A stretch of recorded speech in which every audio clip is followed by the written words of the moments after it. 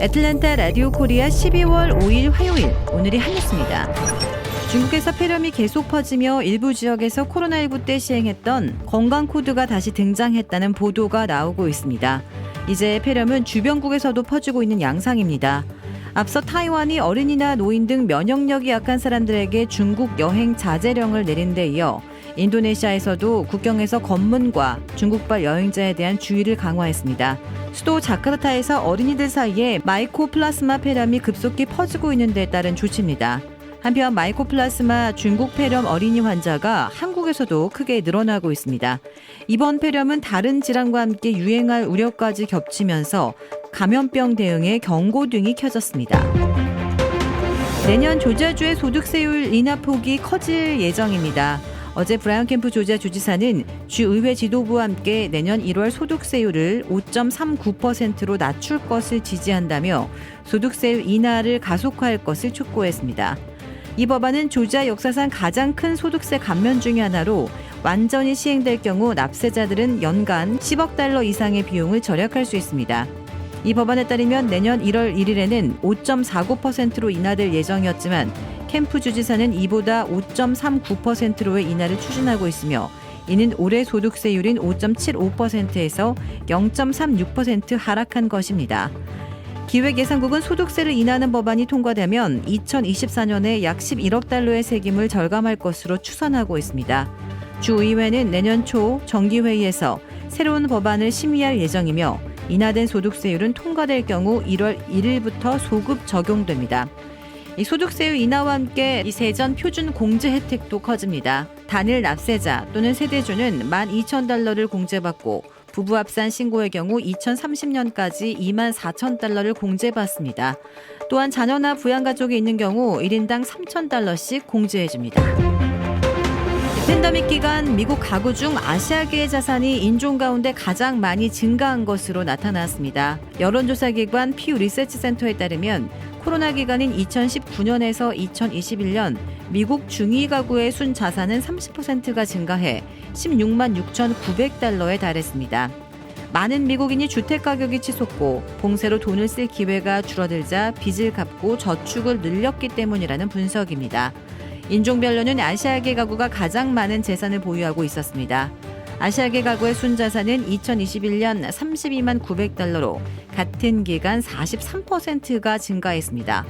백인 가구는 23%가 증가한 25만 400달러를 기록했고 히스패닉과 흑인 가구의 2021년 말 순자산은 각각 4만 8,700달러, 2만 7,100달러였습니다. 이들 가구는 팬데믹 때 자산을 밀어 올렸던 요인들이 역전돼 현재 상당한 경제적 부담을 떠안고 있을 가능성이 큽니다. 퓨 리서치의 라케시 코우하르 수석 연구원은 정부 부양책이 끝나고 소비 지출이 오른 가운데 인플레이션 상승이 미국인들의 순 자산을 떨어뜨렸을 수 있다고 말했습니다.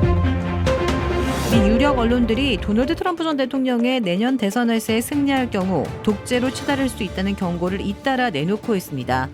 뉴욕타임스는 두 번째 트럼프 임기가 첫 번째보다 더 급진적일 수 있는 이유라는 제목의 기사에서 트럼프는 오랫동안 권위주의적 충동을 보여왔지만 그의 정책 운용은 이제 더욱 정교해지고 그를 견제할 완충 장치도 약해졌다고 지적했습니다.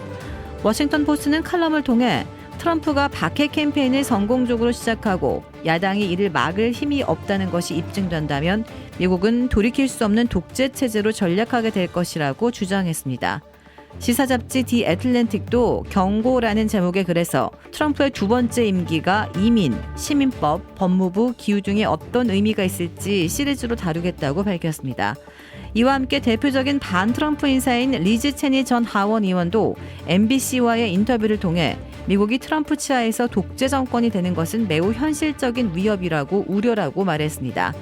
이에 대해 트럼프 캠프의 의회 내 트럼프 지지자들은 좌파가 공황 모드에 빠졌다거나 민주당과 언론의 동맹이 공포를 조장하고 있다고 반발했습니다. 옥스퍼드 영어 사전을 출판하는 옥스퍼드 대학교 출판부가 2023년 올해의 단어로 리즈를 선정했습니다. 이성을 끌어당기는 매력이라는 뜻으로 영미권 MZ세대들 사이에 널리 쓰이는 단어로 카리스마라는 단어에서 유리한 것으로 보인다는 설명입니다. 이 단어는 인터넷 방송인 카이스네트가 지난 2021년 처음 사용했고 영화 스파이더맨의 주인공 역할을 맡은 배우 톰 홀랜드가 올해 6월 인터뷰에서 사용하면서 유행하기 시작했습니다. 뉴욕타임스는 옥스퍼드 리즈의 사용량이 온라인 등에서 전년보다 15배가 증가했으며 틱톡에서 리즈 해시태그가 붙은 게시물들은 조회수가 수십억 건에 이른다고 전했습니다. 유튜브 조회수를 올리려고 자신이 타고 가던 비행기를 일부러 추락시키고 긴박한 탈출 장면인 것처럼 연출한 미국인 유튜버에게 징역형이 선고됐습니다. 미 법무부는 어제 추락한 비행기 잔해를 숨겨 수사를 방해한 혐의 등으로 30세 유튜버 트레이브 데니얼 제이콥에게 징역 6개월이 선고됐다고 밝혔습니다. 미 스노보드 출신의 유튜버인 제이콥은 지난 2021년 12월에 자신의 유튜브에 혼자 소형 비행기를 타고 캘리포니아 상공을 나는 동영상을 올렸습니다. 이 영상에서 그는 비행기 엔진에 문제가 발생했다며 셀카봉 카메라를 손에 들고 낙하산을 맨 상태로 비행기 밖으로 뛰어내렸습니다.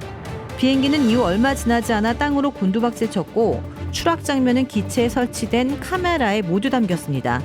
제이콥은 비행기에서 탈출하기 전 마치 갑자기 고장이 난 듯 당혹스러워하며 소리쳤지만 이 유튜브 영상을 본 일부 이용자들은 조작 가능성을 제기했습니다.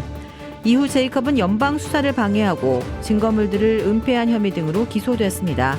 이 조사 결과 제이콥은 당시 회사 제품을 유튜브 영상으로 홍보하는 후원 계약을 맺고 조회수를 높이려고 이런 짓을 벌인 것으로 확인되었습니다.